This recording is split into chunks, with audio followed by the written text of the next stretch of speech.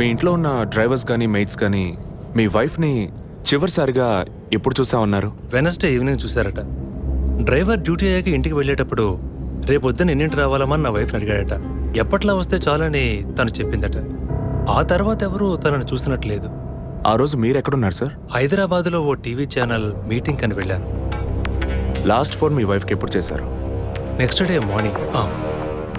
Phone switch ఆఫ్లో ఉంది. Mostly తన ఫోన్ స్విచ్ ఆఫ్లోనే ఉంటుంది. అందుకే నేను పెద్దగా పట్టించుకోలేదు. ఎప్పుడు మీకు డౌట్ వచ్చింది? ఆ రోజు నైట్ వరకు నాకు రాలేదు. దీన్ని ఇష్యూ చేయటం ఏం బాగుండదని ఎవరికి చెప్పలేదు. ఆ తర్వాతే నేను కమిషనర్ దగ్గరికి వెళ్ళి కంప్లైంట్ చేశాను.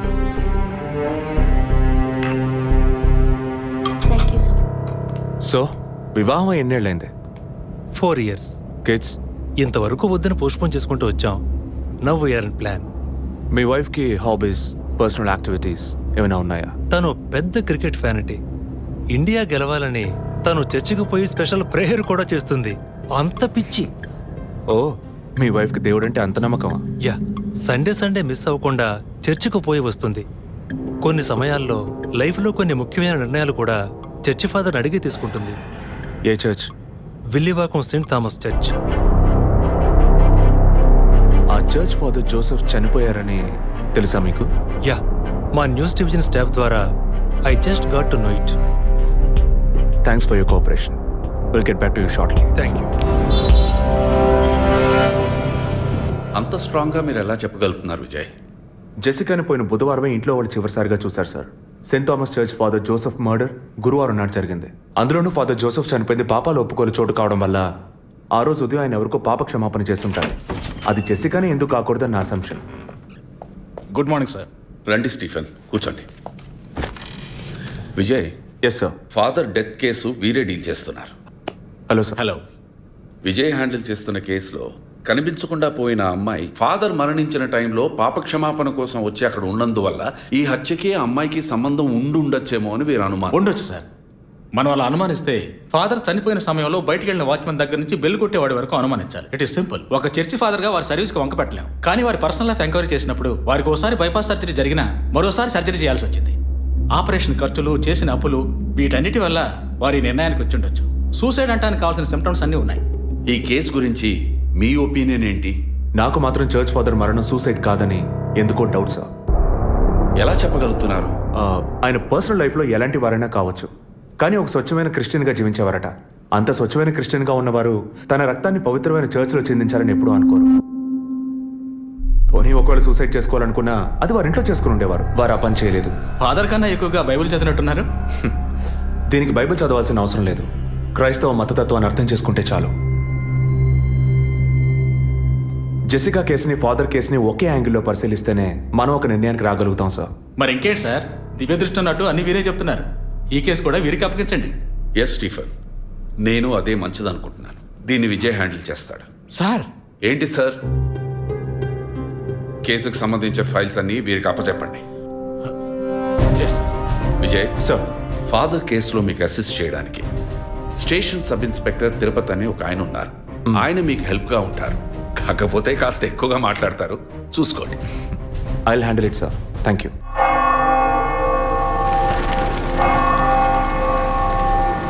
అడుక్కుంటే ఇస్తాడు, వేడుకుంటే తీరుస్తాడు, నిజమైతే గెలిపిస్తాడు యేసు. అడుక్కోండి. ఫాదర్ హైటు వెయిటు మీకు మ్యాచ్ కావడం వల్ల ఆయన ఏ పొజిషన్లో కూర్చుని ఉంటారు, ఎలా ఉండుంటారని మీతో ఒక చిన్న అసంప్షన్. లేచరండి. డాంకీ యజ్ఞం కాదు, అందుకు ఇలా కూర్చోబెడతా సార్. నన్ను కొత్తగా మందు కనిపెట్టే డాక్టర్లు ఎలికి మీద ప్రయోగించినట్టు కంగారు పెట్టారు కదా సార్. ఫాదర్ ఎలా కూర్చున్నారో, ఎలా పడిపోయారో, ఎప్పుడు చనిపోయారో, ఇప్పుడు ఎక్కడున్నారో. కాకపోతే ఒకటి, father no more, I mess more. That is the difference. Commissioner గారు చెప్పింది కరెక్టే. కమిషనర్ గారు ఏం చెప్పారు సార్ నా గురించి? చెప్పారులే. పీసీ భానుమతి విషయమా? తెలిసే ఛాన్స్ లేదే. నా ప్రమోషన్ విషయమా? మనకంత సీన్ లేదే.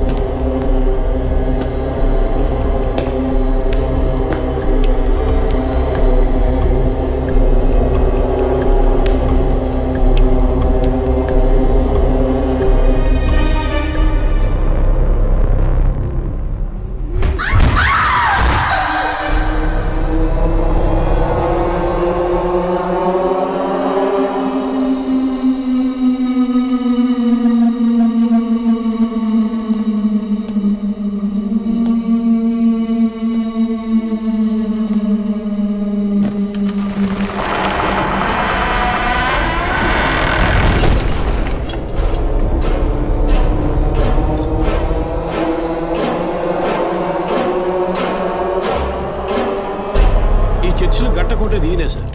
పేరు యాంటోనీ. నమస్కారం సార్. ఇక్కడ 8 ఏళ్ళుగా పనిచేస్తున్నాం సార్. ఫాదర్ రికమెండేషన్తోనే ఇక్కడ చేరారు. ఫాదర్ ఎప్పుడు ఎన్నింటికి చర్చ్కి వస్తారు? ఎప్పుడు 7 గంటలకు వచ్చేస్తారయ్యా. సండే అయితే 5 గంటలకు వచ్చేస్తారు. ఒకవేళ ధూప ప్రార్థన ఉన్నా 5 గంటలకు వచ్చేస్తారు. ఫాదర్ 6 గంటలకు చర్చిలో ఆ రోజు కాలం చేశారు.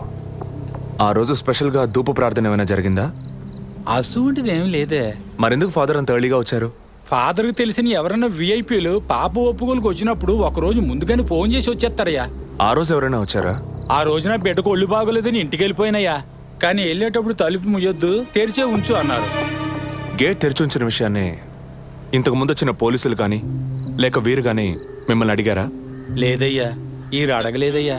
ఏమయ్యా అడిగితేనే చెప్తావా, అడగకపోతే చెప్పవా? I'm exit. ఫాదర్ చనిపోయాక మొట్టమొదటిసారి బాడీని చూసింది ఎవరని చెప్పారు? గీత అనే ఒక అమ్మాయి సార్. ఆ అమ్మాయి ఎక్కడ పనిచేస్తోంది? The wheels on the bus go round and round, round and round, round and round. The wheels on the bus go round and round, all the way to Chennai City. Geeta, police department నుంచి నీకోసం ఇద్దరు వచ్చారు. కారిడార్లో wait చేస్తున్నారే. సరే వస్తానని చెప్పు.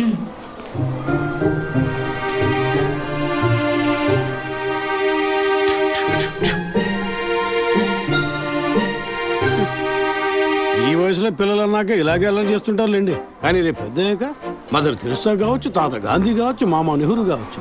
కానీ నాలా మాత్రం కాలేరండి.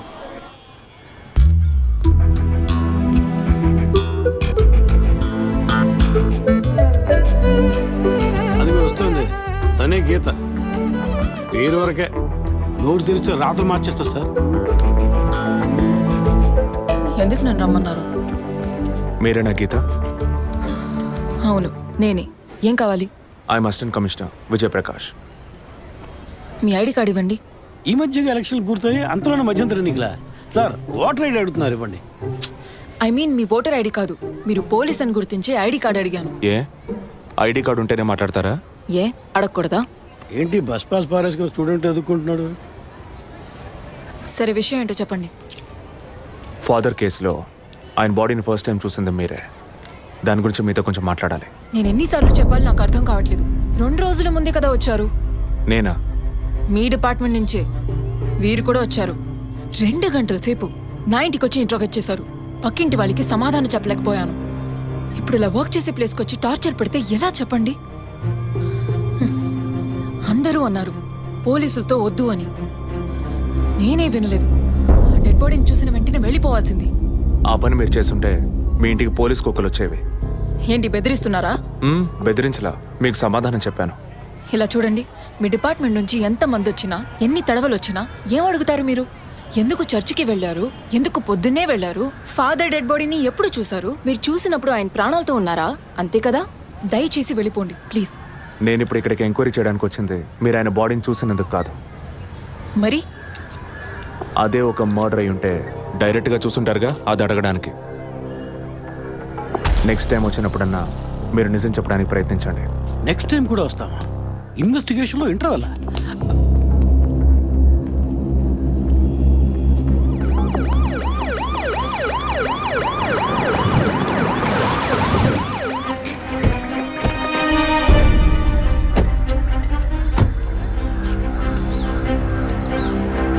సార్ అదే గీత ఇల్లు.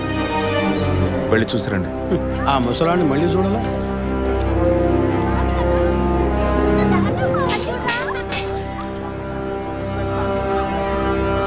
ఏంటి ఇంకా రాలేదు? వచ్చాడు. గీత గారు ఉన్నారా? తను పొద్దున్నే స్కూల్కి వెళ్ళిపోయిందే. ఇంతకుముందు చాలాసార్లు ఎంక్వైరీకి వచ్చి వెళ్ళారు కదా, మళ్ళీ దేనికి? ఏం లేదు, ఏసీ కొత్త రీ ఎంక్వైరీ చేయాలంటున్నారు. వస్తే విషయం చెప్పండి, సరేనా? సరే సార్. ముసలాడు చెప్పింది ఏసీ గిరిపించే ఉంటుంది. అయినా మళ్ళీ మనం చెప్పాలి కదా, ఏదో గాడిచ్చాక. సార్ పొద్దున్న స్కూల్కి వెళ్ళారట, ఇప్పుడేంటి సార్ మళ్ళీ మన స్కూల్కా? అక్కర్లేదు, స్టేషన్కి తనే వస్తుంది.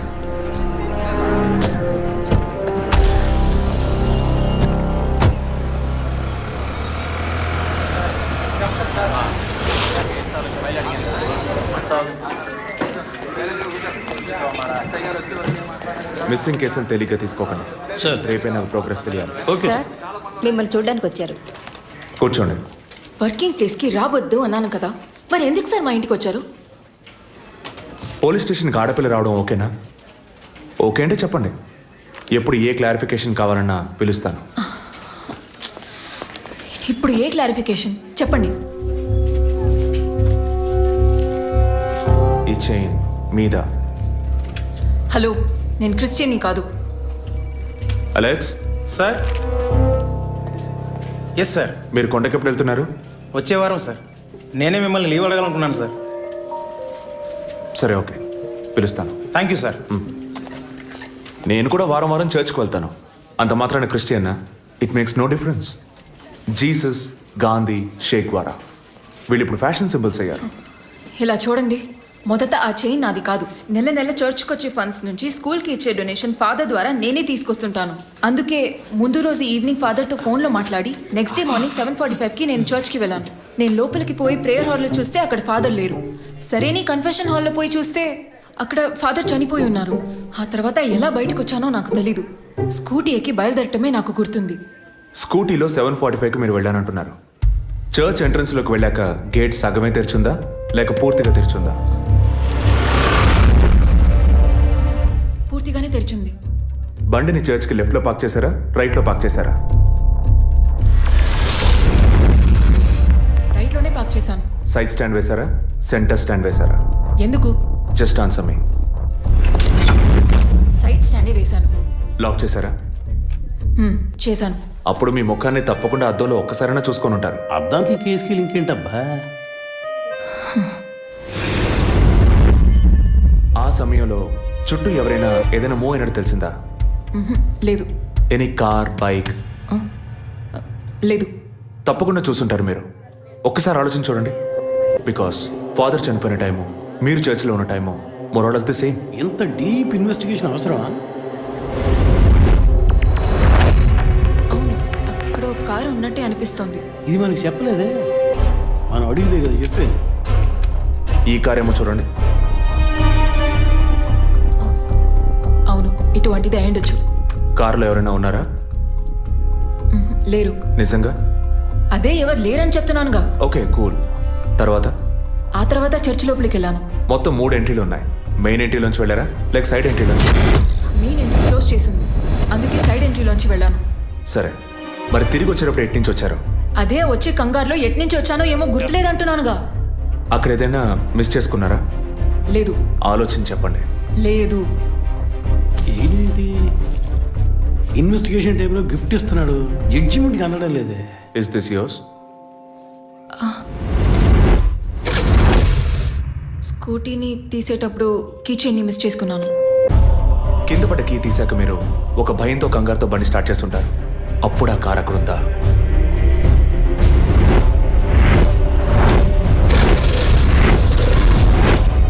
అప్పుడు ఆ కారు అక్కడ లేదు.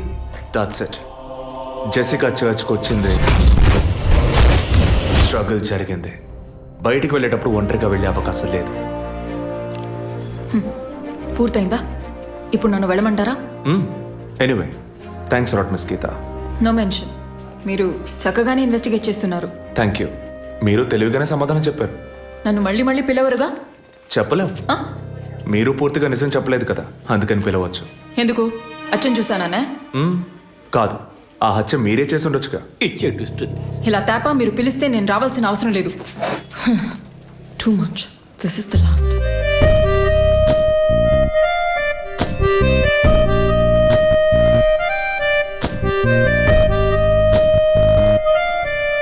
తిరుపతి సార్, మీరు ఎలా ఫీల్ అవుతున్నారు?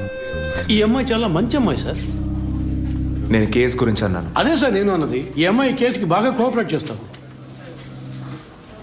మీరు ఓ పని చేయండి. చెప్పండి సార్. ఓ 2 రోజులు లీవ్ తీసుకోండి. ఏసీకి హీట్ ఎక్కింది, ఎప్పుడైనా ప్యాలెన్స్. సార్, ఈ కేసు నేను ఇంట్లో ఉండే డీల్ చేస్తాను sir. I'm exit.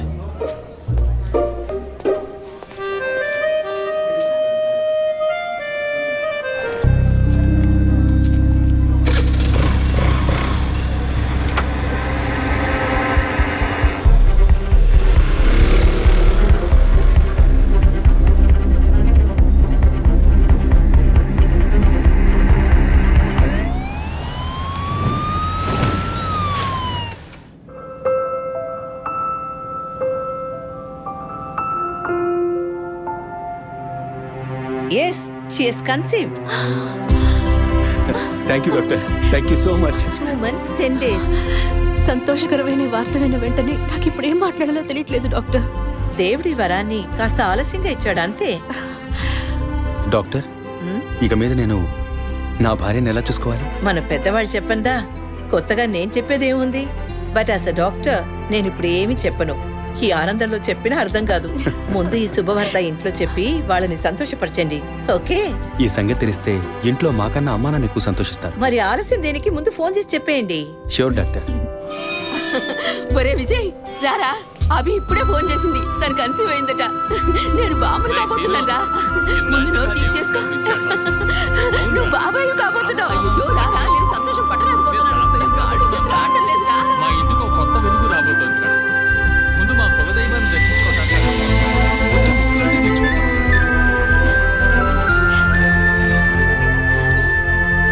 Vijay, Vijay, police officer దగ్గరే సస్పెన్సా? ఇల్లంతా ఎంత హడావుడిగా ఎంత సందడిగా ఉందో తెలుసా? ఇన్నేళ్ల తర్వాత మిమ్మల్ని అమ్మా నాన్న అని పిలవడానికి ఒక బిడ్డ, నేను బాబాయిని. నాకు అందులోని ఆనందం కన్నా మీ ఇద్దరు మనసులు సంతోషంగా ఉన్నాయి చూడు, అది చాలదురా నాకు. ఇటీవు ఏంట్రా ఉదయంతో పెద్ద డైలాగ్ వదులుతున్నావు? రే, ఇన్నేళ్ళుగా నువ్వు ఉదయం దగ్గర వదలని డైలాగ్సా? దుర్మార్గుడా, నీతో మాట్లాడమే తప్పురా. సరే సరే, ఇంతకీ ట్రీట్ ఎక్కడో ప్లాన్ చేసి చెప్పరా? And once again my hearty wishes to both of you. ఓకేరా, బాయ్. బాయ్.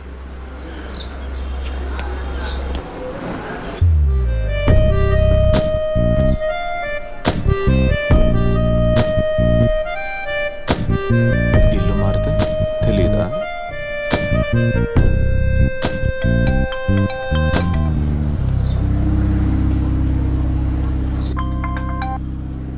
హాయ్. అసలేం కావాలి మీకు? కేసు విషయంగా మిమ్మల్ని చూడాలి. మీకు చూసే అవకాశం లేదు. ఇప్పుడు చూస్తూనే ఉన్నానుగా.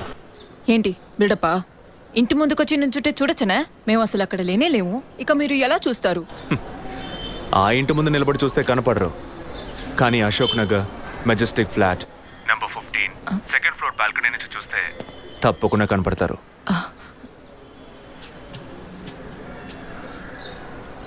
హాయ్.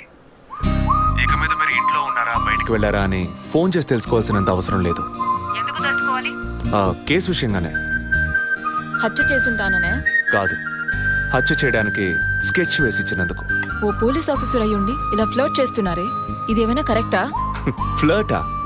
డైలీ లేవగానే ఒక కప్పు కాఫీ తాగితే ఎనర్జీ వచ్చినట్టు, వర్కౌట్ చేస్తే రిలాక్స్ అయినట్టు మీతో మాట్లాడుతుంటే నాకు అనిపిస్తుంది. 6 మీరు ఈ కేసుని పూర్తి చేయకూడదు. ఒక చిన్న క్లూ కూడా దొరకకూడదు. ఇది నా శాపం. చిన్న క్లూ అక్కర్లేదు, ఓ పెద్ద క్లూనే కావాలి.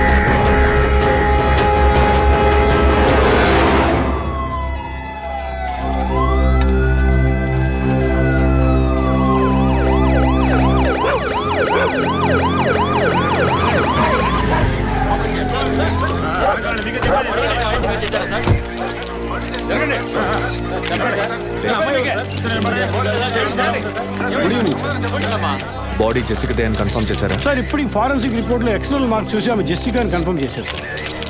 పోస్ట్ మార్టం ఇక్కడే జరుగుతుందిగా? ఎస్ సార్, బాడీ బాగా డీకంపోజ్ అయినందువల్ల సీన్ ఆఫ్ క్రైమ్లోనే పోస్ట్ మార్టం చేయమని కమిషన్ ఆర్డర్ సార్.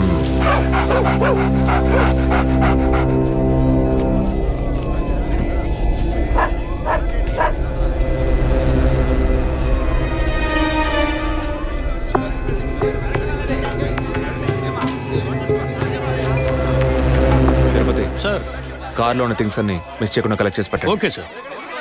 తన హస్బెండ్కి ఇన్ఫార్మ్ చేశారా? ఇప్పుడే ఇన్ఫార్మ్ చేశాను సార్, కానీ ఈలోగానే ఛానల్స్ వాళ్ళందరూ వచ్చేసారు సార్.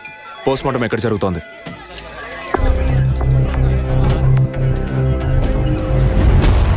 సార్ ఖచ్చితంగా ఎవరు నరికి ముక్కలు చేసి ఉండరు సార్. బాడీ పూర్తిగా కుళ్ళిపోయినందువల్ల ఇక్కడున్న కాకులు గద్దలు కుక్కలు పీకుంటాయి సార్. సార్ ఇంకో 10 minutes ఇంటర్న్స్ అన్ని కంప్లీట్ అవుతాయి. ఆ తర్వాత మీకు ఫుల్ డీటెయిల్స్ తెలుస్తాయి sir. Okay, I'll be around. Okay sir. Jessica దొరికితే ఫాదర్ విషయంలో ఏదైనా క్లూ దొరుకుతుందని ఆశించాం. ఇప్పుడు తనే లేదు. పాపాన్ని క్షమించే ఫాదర్ ఇప్పుడు ప్రాణాలతో లేడు. పాపాలు ఒప్పుకోలుకు వచ్చిన జెస్సీ ఇప్పుడు ప్రాణాలతో లేదంటే మరి ఆ పాపం ఏంటి? ఫాదర్కి జెసికాకి మాత్రమే తెలిసిన నిజం ఇంకెవరికో తెలిసిందే. Excuse me sir, physical wound cause of death మీరు చూసారంటే ఎడం చేతి మణికట్ట దగ్గర కోసి ఉంది సార్. బ్లడ్ కంప్లీట్గా డ్రైన్ అయినందువల్లే ప్రాణం పోయింది sir. And one more important thing sir, she was pregnant.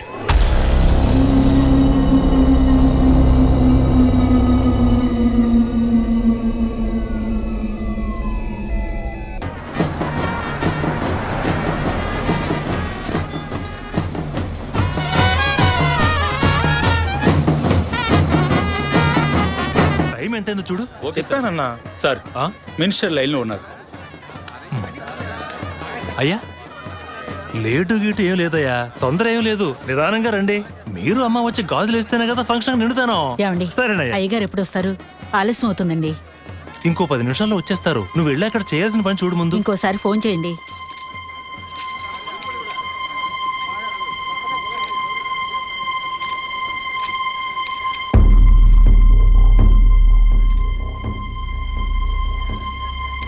సంతోషంగా ఉండాల్సిన వేళ మొహం అలా పెట్టుకున్నావంటే తట్టుకోలేకపోతున్నానమ్మా. ఇప్పుడు ఏమైందని? తప్పు కదమ్మా. నువ్వేమన్నా కావాలని చేసావా? అట్టా కళ్ళు తుడుచుకోకుండా కాస్త నవ్వుతూ కూర్చో. ఉం?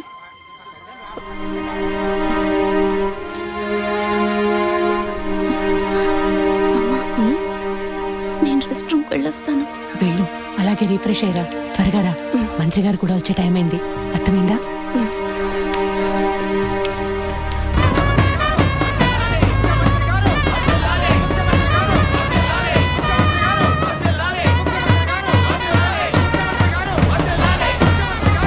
నమస్కారం అయ్యా. రండి. చాలా సంతోషం అయ్యా. అయ్యా, ఇప్పుడు సంతోషంగా ఉందా? అంతా మీ ఆశీర్వాదం అయ్యా. మనవాళ్ళు లేడు మనవాళ్ళు లేడని కలవరించావు. అవునయ్యా. ఇప్పుడు వంశానికి వారసుడు వచ్చాడు, నీ రాజకీయాలకి వారసుడు వచ్చాడు. నమస్కారం సార్. ఎలాగున్నావయ్యా? మీ దయలో బాగున్నాను సార్. దొరా ఇలా రా. చెప్పండి అయ్యా. ఏవయ్యా, ఫంక్షన్ మొదలవుతుందా లేక పూర్తయిపోయిందా? అయ్యా ఇప్పుడు మొదలెట్టబోతున్నాం. మరి నీ కోళ్ళేదయ్యా?